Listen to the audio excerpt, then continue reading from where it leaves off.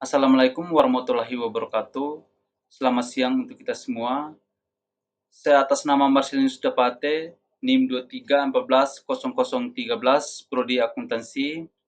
Di sini saya akan mempresentasikan tentang perilaku konsumen di mata kuliah Digital Business Marketing. Di sini ada beberapa poin yang saya jelaskan tentang perilaku konsumen. Poin yang pertama, perilaku konsumen atau memahami keputusan pembelian. Perilaku konsumen mempelajari bagaimana individu, kelompok atau organisasi memilih, membeli, menggunakan dan menggabung produk, jasa, ide atau pengalaman untuk memenuhi kebutuhan dan keinginan mereka. Pemahaman mendalam tentang perilaku konsumen sangat penting bagi bisnis atau mengembangkan strategi pemasaran yang efektif. Poin yang kedua, faktor-faktor yang mempengaruhi perilaku konsumen. Di dalam faktor-faktor yang mempengaruhi perilaku konsumen ada dua penjelasan. Yang pertama itu faktor internal dan faktor eksternal. Di dalam faktor internal ini ada dua penjelasan juga, yaitu psikologis dan personal. Faktor-faktor ini berasal dari dalam diri individu. Psikologis ini meliputi motivasi, persepsi, pembelajaran, kepercayaan, sikap, dan gaya hidup. Motivasi menjelaskan dorongan di balik pembelian, persepsi bagaimana konsumen menginterpretasi informasi, pembelajaran bagaimana pengalaman membentuk perilaku, kepercayaan dan sikap mempengaruhi pilihan, dan gaya hidup mencerminkan bagaimana konsumen menghabiskan waktu dan uang mereka. Kalau personal ini meliputi usia, tahap siklus hidup, pekerjaan, kondisi ekonomi, gaya hidup, kepribadian, dan konsep diri. Faktor-faktor ini mempengaruhi kebutuhan, preferensi, dan kemampuan membeli konsumen. Itu penjelasan tentang faktor internal. Faktor eksternal, di sini ada 3 penjelasan juga. Yang pertama itu budaya, kedua sosial, dan yang ketiga situasional. Faktor-faktor ini berasal dari lingkungan sekitar individu. Budaya ini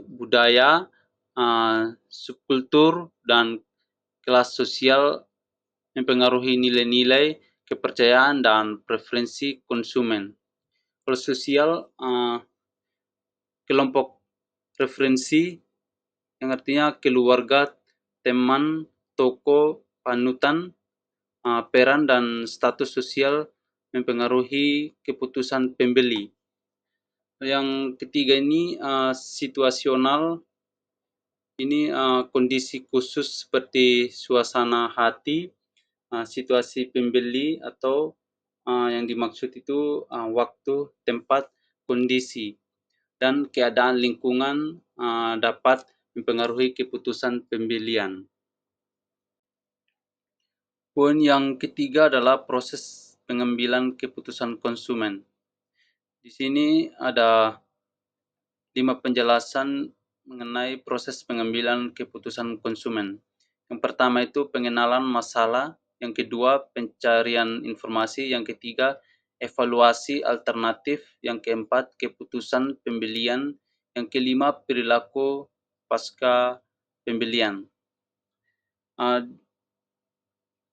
Pertama itu pengenalan masalah, itu yang dimaksud di sini adalah konsumen menyadari adanya kebutuhan atau keinginan yang belum terpenuhi.